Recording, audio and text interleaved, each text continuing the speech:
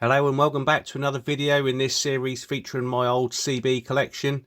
And in this video we're going to be looking at the Skiptech HS2000 and the Eurosonic ES200.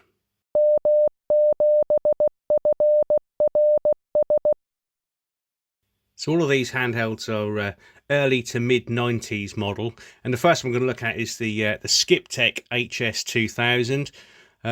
Very similar to the other one, the Eurosonic ES200 that we'll come on to, but as you'd expect, volume and squelch on the top. You've got a little socket there for headphones, 40 channel UK FM. Again, you can see it's got the MPT 1320 or the CB 2781 stamp on there. They're quite bulky, really, by modern day standards. Bit of a brick, and channel 9 button on the side that takes you obviously straight to channel 9, and you get the little LED to indicate that as well.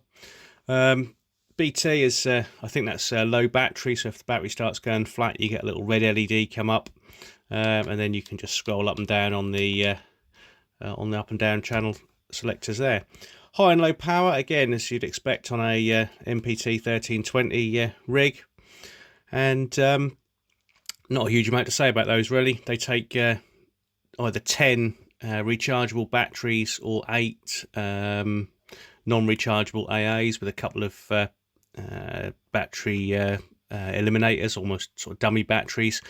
You could run it off a 12 volt supply in the bottom one there, or a you can use the top one to charge if you're running on rechargeable batteries. They did come with a cigarette lighter socket, or sort of car kit if you like, and obviously rubber duck antenna.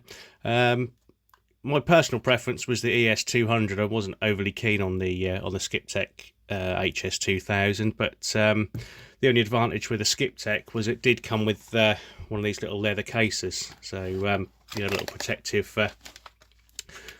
leather case and belt clip on the back, which I think, yeah, the Eurosonic lacked the belt clip, so you'd probably lose your trousers hanging that off because they're so bulky and brick-like. But yeah, they did come with a let's say belt clip and a leather case.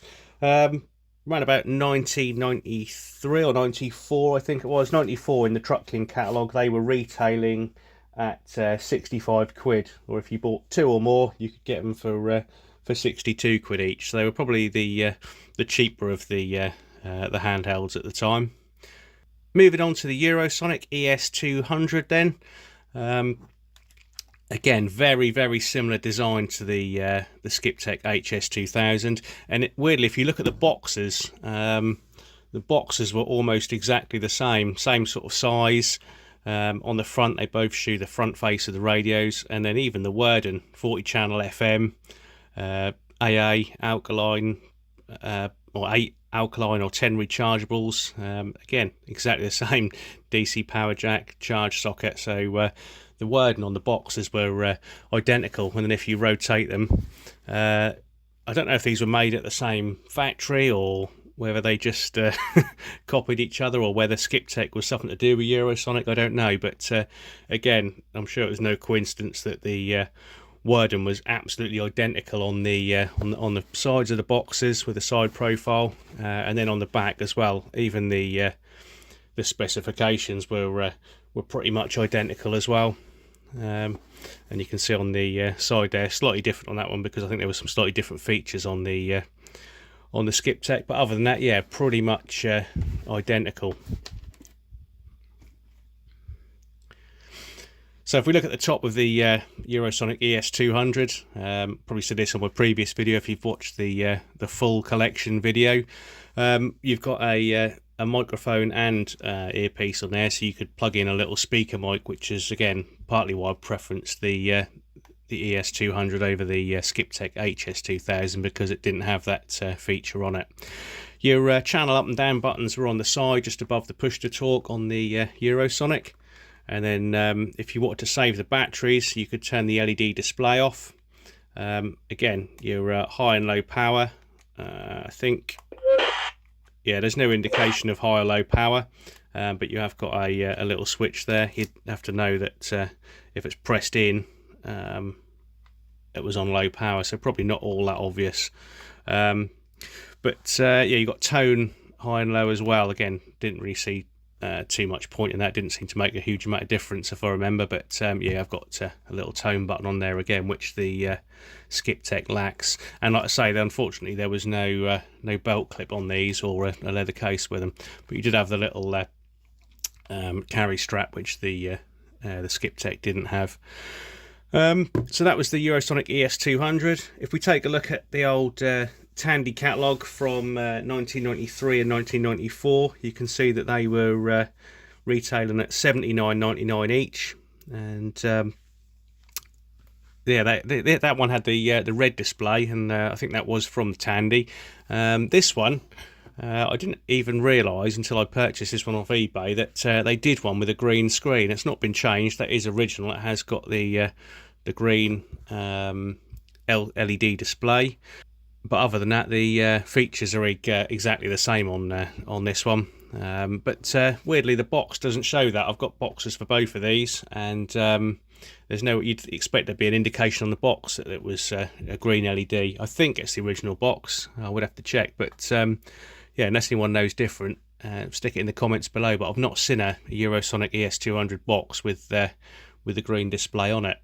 They did bring out, probably about a year later, the Eurosonic ES220, and if we look at this catalogue, this is the Nevada catalogue from autumn 1994, so again, probably within less than 12 months of Tandy selling the Eurosonic ES200, they brought the 220 out, and the 220 was an upgrade of the earlier ES200.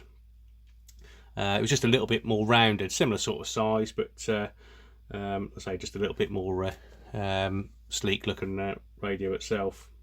Eurosonic also released the ES200 LCD, which, as you'd expect, had the LCD display, but also had backlight, a dual watch feature, and a scan as well, which these ones lacked. So I've not owned one of those, but you never know, that might get added to the collection one day. Another little Eurosonic that I picked up, I think from, well, it must have been from Tandy, because it's got the Tandy catalogue number on the box still, was one of these little Eurosonic ES7Ns.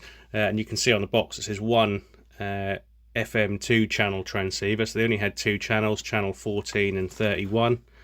What does it say? Can't remember how many watts they were. Emission FM, current drain 300 milliwatts, sensitivity. Yeah, I don't know if they gave the full 4 watts. I don't imagine they would have done. Obviously, used the same box for the 1 or the 2, because you see I pulled the sticker off that one. You could see it would have been, if you'd have bought them in a box of 2, you could have had 2. So there was a load of space in that box. But this was the little Eurosonic ES7N. I don't think I used it all that much. I obviously used it long enough to break the antenna, because that's not the original